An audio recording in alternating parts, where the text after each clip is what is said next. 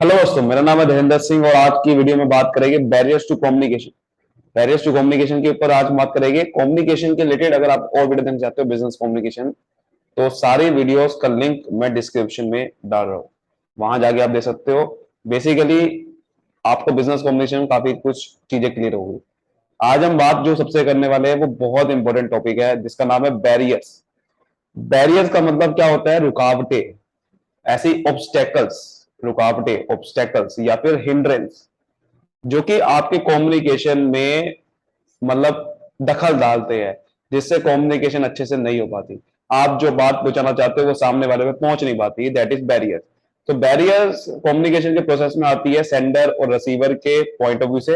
या तो sender message भेज रहा है तो वहां पर दिक्कत आ गई, या तो रिसीवर ने गलत समझ लिया, मीडियम में दिक्कत आ गई। किसी भी फॉर्म में दिक्कत है, मैसेज की फॉर्म में आ गया बैरियर, मीडियम में या फीडबैक में। तो बैरियर्स बहुत सारे होते हैं जिसके ऊपर आप बात करेंगे। फिजिकल बैरियर होता है, लैंग्वेज वाला बैरियर होता है, और साइकोलॉजिकल बैरियर्स होते हैं, क्रॉस कल्चरल बैरियर्स होते हैं। बीकॉम के लिए टॉपिक बहुत इंपॉर्टेंट है। सबसे पहले हम बात करेंगे फिजिकल या फिर इन्वायरमेंटल बैरियर्स। यानी कि कुछ ऐसे बैरियर्स होते हैं जो कि एक्चुअल में प्रेजेंट होते हैं आपके इन्वायरमेंट के अंदर, जिसकी वजह से कम्युनिकेशन नहीं हो पाती अच्छे से। जैसे कि नॉइज, टाइम, डिस्टेंस, कहीं दूरी, अब बहुत दूर पहुंचाना है आपने, तो भैया उसकी वजह से बैरियर आ गया। जैसे कुछ आपके एग्जाम में एग्जांपल है, जैसे कि noise created by external factor. जैसे कि अब आप कोई बात कर रहे हो, बीच में ट्रैफिक की आवाज आ रही है, तो आवाज सही नहीं आएगी ना आपके पास। या फिर कोई म्यूजिक बज रहा है, कोई ट्रेन की आवाज आ रही है, एरोप्लेन की आवाज आ रही है, तो जिसकी वजह से आपका बैरियर नहीं हो पाता। आपने देखा होगा, बहुत बार क्लास में हम बैठे होते हैं और टीचर पढ़ा रहा होता है बट बहुत सारा शोर मच रहा होता है, जिसकी वजह से जो पढ़ने वाला होता है उसको बात सुनाई नहीं देती, अच्छे समझ नहीं आती। तो ये बैरियर होता है फिजिकल, जहां पर बच्चे शोर मचा रहे हैं जिसकी वजह से बात समझ नहीं आ रही। तो फिजिकल डिस्टेंस का भी बैरियर होता है, जिसकी वजह से आप बहुत बड़ा डिस्टेंस अगर है तो वहां पर कभी कभार मैसेज इतने दूर तक पहुंच नहीं पाता। तो फिजिकल डिस्टेंस की वजह से बहुत बड़ा बैरियर होता है कि आप दूर खड़े हो, एक बंदा यहां खड़ा है, एक बंदा यहां खड़ा है, अगर आपसे पास जाके बोलोगे तो ज्यादा समझ में आएगा। तो वही चीज है कि oral face to face communication नहीं हो पाता। और फिर होता है फिजियोलॉजिकल, एक डिफेक्ट होता है फिजियोलॉजिकल, जैसे कि आपकी मम्बलिंग हो रही है, मम्बलिंग, आप स्पीकिंग करते हुए मम्बलिंग कर रहे होते हैं ना, कि भाई अटक रहे होते हो कभी कभार, तो उसकी वजह से फिजियोलॉजिकल बैरियर होता है। मैकेनिकल प्रॉब्लम होती है, या फिर जो आप इंस्ट्रूमेंट इस्तेमाल कर रहे हो, टाइपराइटर, मशीन, जिसकी वजह से आप मैसेज को बुझाना चाहते हो, वो खराब हो गया, तो भाई गड़बड़ हो जाएगी ना। तो दैट इज द बैरियर। या फिर कोई जैसे टेलीफोन आप इस्तेमाल करो, टेलीफोन ही खराब है, तो ये फिजियोलॉजिकल कहते हैं। फिजियोलॉजिकल मतलब जो एक्चुअल में जिसको हम छू सकते हैं, ये सब चीजें बारे में, ठीक है ना। तो उससे रिलेटेड बैरियर कह रहा है। लेकिन अगला जो बैरियर है वो सबसे इंपॉर्टेंट है, दैट इज लैंग्वेज या सिमेंटिक बैरियर। लैंग्वेज और सिमेंटिक बैरियर मतलब होता है कि आप जो लैंग्वेज इस्तेमाल कर रहे हो, कभी कभार उसकी वजह से सबसे बड़ी प्रॉब्लम आ जाती है कम्युनिकेशन में। वो लैंग्वेज समझ नहीं पाता सामने वाला, मीनिंग कुछ और समझ लेता है लैंग्वेज से। ग्रामर मिस्टेक हो जाती है कभी कभार, या प्रोनाउंसिएशन आप सही नहीं कर पाते। जो लैंग्वेज से रिलेटेड बैरियर होता है उसे बोलता है सिमेंटिक बैरियर। उसमें बहुत सारे अलग अलग तरीके के अंदर बैरियर हो सकते हैं, जैसे कि ये extensional and intentional barrier. Extensional and intentional क्या मतलब है? एक्सटर्नल, एक्सटेंशनल मतलब होता है कि जब आप बहुत ही अच्छे से कोई बात बता रहे होते हो बट सामने वाला नहीं समझ पा रहा। जैसे कि बॉय, चेयर, गार्डन, ठीक है। ये एक्सटेंशनल वर्ड्स कहते हैं, जो बड़े सिंपल से होते हैं, क्लियर होते हैं। लेकिन इंटेंशनल वर्ड क्या होते हैं? That describe and they can be understood differently by different people. मतलब कि एक्सटर्नल वर्ड, एक्सटेंशनल वर्ड तो बहुत ही क्लियर होते हैं, मैसेज अगर आप पहुंचाना चाहते हो तो समझ जाएगा बच्चे से। जैसे कि अगर मैं बॉय बोलूं तो बॉय ही समझोगे, लेकिन कुछ ऐसे वर्ड होते हैं जिसका मीनिंग डिफरेंट निकल सकता है। जैसे कि अगर मैं गुड, बैड, ब्यूटीफुल, ये कुछ ऐसे वर्ड है जिसकी आप हर जगह इस्तेमाल करोगे। तो अगर खाली मैं गुड बोल रहा हूं तो गुड का मतलब बहुत चीज है। गुड का मतलब सामान भी होता है, गुड का मतलब फिजिकल गुड्स भी होते हैं ना, सामान भी होता है। या फिर अच्छा, गुड का मतलब बहुत अच्छा चीज है। तो ये कुछ ऐसे वर्ड्स है जो कि अलग अलग मीनिंग निकल जाते हैं। जैसे कि अगर मैं कह रहा हूं वैल्यू, अब वैल्यू का मीनिंग डिफरेंट है। वैल्यू का मतलब हो सकता है कि सामान की प्राइस की बात कर रहा हूं मैं, या सामान की क्वांटिटी, मतलब आपके सामान, या फिर कोई आपकी इमेज की बात कर रहा हूं। अलग अलग मीनिंग निकल रहे हैं। तो ये चीज है कि वो कह रहा है कि कभी कभार ऐसे वर्ड्स इस्तेमाल करते हो जिसको बोलते हैं इंटेंशनल वर्ड्स। क्या बोलते हैं? इंटेंशनल। या फिर आप बहुत सारे यूज करते हो कभी कभार वर्ड को डिफरेंट कंटेक्स्ट में, जिसका टोटली डिफरेंट मीनिंग निकल जाता है। जैसे कि अगर मैं कोई वर्ड है हार्ड, उसको मैं एग्जाम्पल में यूज कर रहा हूं, for example can be use in different way. जैसे कि हार्ड को मैं कई जगह पे इस्तेमाल कर सकता हूँ, hard chair, hard hearted, hard drink. तो अगर मैं उसको अलग अलग कंटेक्स्ट में यूज कर रहा हूं तो उसका मीनिंग डिफरेंट निकल जाता है। तो अगर खाली आप हार्ड वर्ड यूज करोगे तो बंदा नहीं समझ पाएगा, जब तक आप उसको एक सही कंटेक्स्ट में ना लो कि आप किसकी हार्ड की बात कर रहे हो। आप हार्ड सॉफ्टवेयर की बात कर रहे हो, आप हार्ड कॉपी की बात कर रहे हो। तो दैट इज वाई वो कह रहा है कि भाई ऐसे कभी कभार कुछ वर्ड इस्तेमाल कर देते हैं जिसके मीनिंग डिफरेंट निकल जाते हैं, क्योंकि आप कंटेक्स्ट यूज नहीं करते, किस कंटेक्स्ट में बोल रहे हो। तो वो कह रहा है कि कंटेक्स्ट सही होना चाहिए। फिर होता है कि कभी कभार बहुत ऐसे वर्ड होते हैं, barrier can be created when we come across words which have the same sound when pronounced. कभी कभार कुछ ऐसे वर्ड होते हैं जिसका मतलब दोनों का सेम निकलता है। आपने देखा होगा कुछ ऐसे वर्ड्स होते हैं जिसकी प्रोनाउंसिएशन सेम होती है, जैसे कि फेयर। अब ये फेयर, ये फेयर और ये फेयर दोनों बोलने में सेम है, बट दोनों का मीनिंग डिफरेंट है।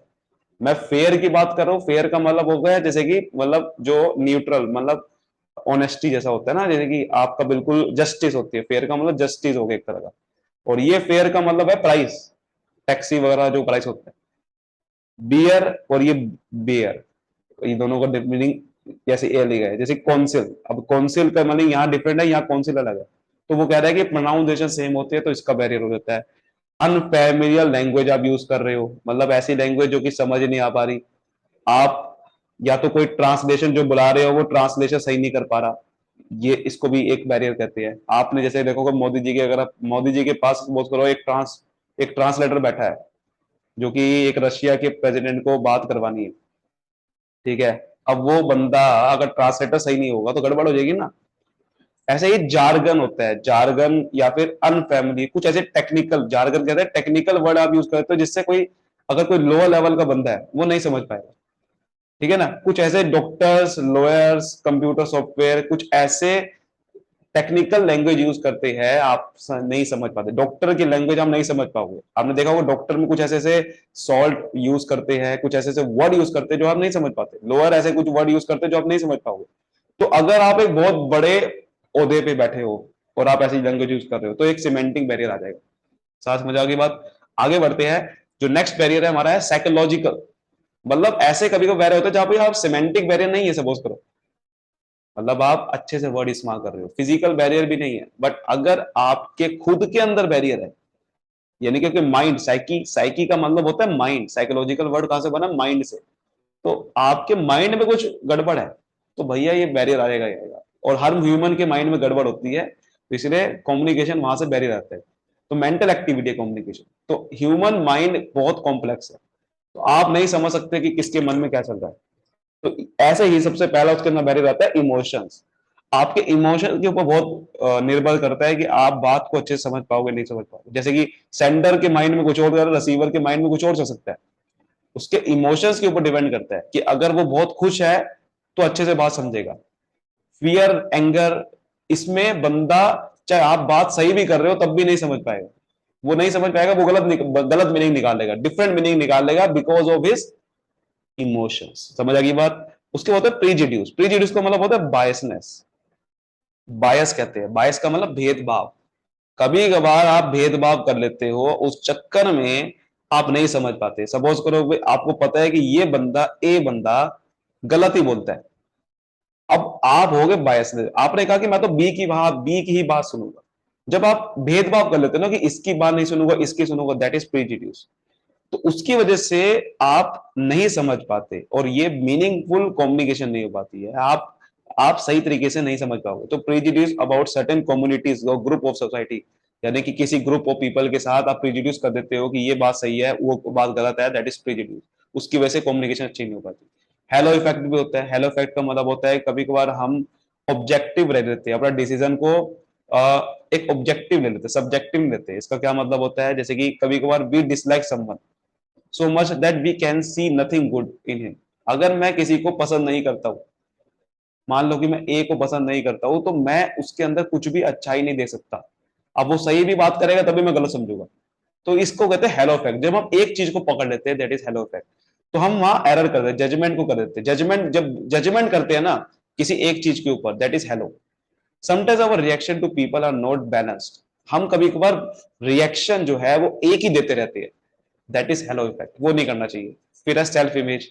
कभी कभार आपकी इमेज बहुत बड़ी होती है जिसकी वजह से आप सामने वाले को कम समझते हो और उसकी वजह से बात नहीं समझ पाते उसकी। तो वही लिखा हुआ है इसके अंदर, one self image is the product of one's heredity. जिसकी सेल्फ इमेज जैसी होगी उसकी हेरिडिटी वैसी हो जाएगी, उसकी हरकतें वैसी होगी, उसका इन्वायरमेंट वैसी होगा, उसके एक्सपीरियंसेस वैसी होगी।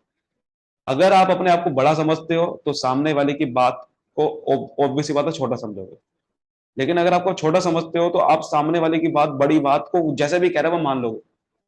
तो सेल्फ इमेज का बहुत बड़ा खेल होता है जिसकी वजह से आप कम्युनिकेशन में हिंटर्स पैदा हो जाती है। कभी कभार आप बहुत छोटे ओहदे पे हो, आप अपनी इमेज को कम समझते हो, तो आप कंपनी के सीईओ से ढंग से बात नहीं कर पाओगे क्योंकि आपकी सेल्फ इमेज कम है। तो सेल्फ इमेज की वजह से कम्युनिकेशन नहीं हो पाते अच्छे से। फिर जैसे कि और होता है क्लोज्ड माइंड, किसी का बंद दिमाग होता है, आप कुछ भी बोलते रहो उसके समझ ही नहीं आती बात। क्या करे ऐसे बंदों का भाई, दैट इज ऑल्सो आपका साइकोलॉजिकल फैक्टर।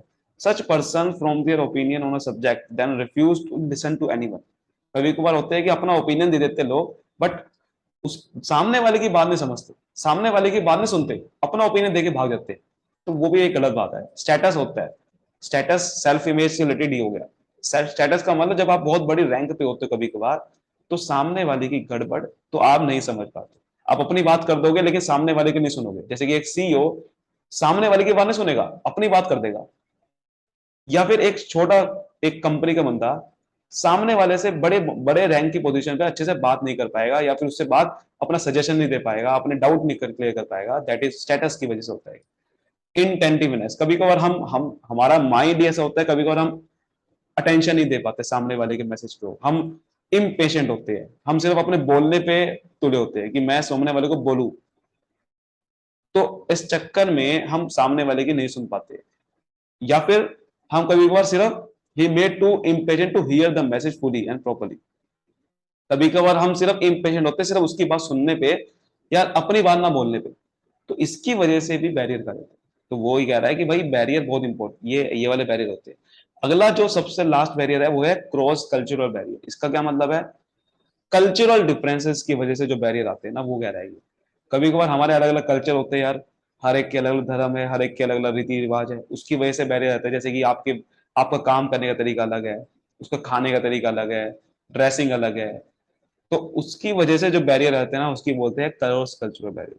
कैसे कैसे बैरियर आते हैं, जैसे कि देखो, अगर मैं बात करूं ग्रीटिंग की वजह से, अब किसी को ग्रीट करने में अलग अलग तरीके हैं। जैसे कि आपका अगर इंग्लिश से बात करोगे तो हम कहते हैं हेलो, अगर हम कोई हिंदी में बात करें तो कहते हैं नमस्ते, है ना। तो ये बैरियर होते हैं इसकी वजह से। अब कभी कभार हम बात करें, मान लो कि आप किसी और कंट्री में चले गए, ये ज्यादातर बैरियर होता है किसी और कंट्री में, अलग अलग कंट्री के। मान लो किसी और कंट्री में चला गए और वहां का खाने का तरीका अलग है, ड्रेस हैबिट अलग है, तो वहां पर आप अनकंफर्टेबल फील करोगे, उसकी वजह से आप बात नहीं कर पाओगे अच्छे से। उसकी बात करें कॉन्सेप्ट ऑफ स्पेस, आपको पता नहीं कि कितना स्पेस देना होता है, टाइम कितना देना पड़ता है। Indians do not mind sitting close to each other. Indians जो है वो ज्यादा क्लोज नहीं बैठते, बट आपने बाहर देखा होगा बहुत ही क्लोज क्लोज बैठते हैं। ऑफिस में अलग अलग स्पेसेस होती है। तो इसकी वजह से लोगों के माइंड में फ्रस्ट्रेशन आ जाती है और वो बिहेवियर को समझ नहीं पाते, जिसकी वजह से बैरियर आ जाता है। समझ आ गई बात। आई होप ये सारी चीजें आपको समझ में आई होगी। वीडियो अच्छी लगी तो भाई लाइक करिए, सब्सक्राइब करिए, फैला दीजिए। Thank you so much. All the best, all the best, all the best.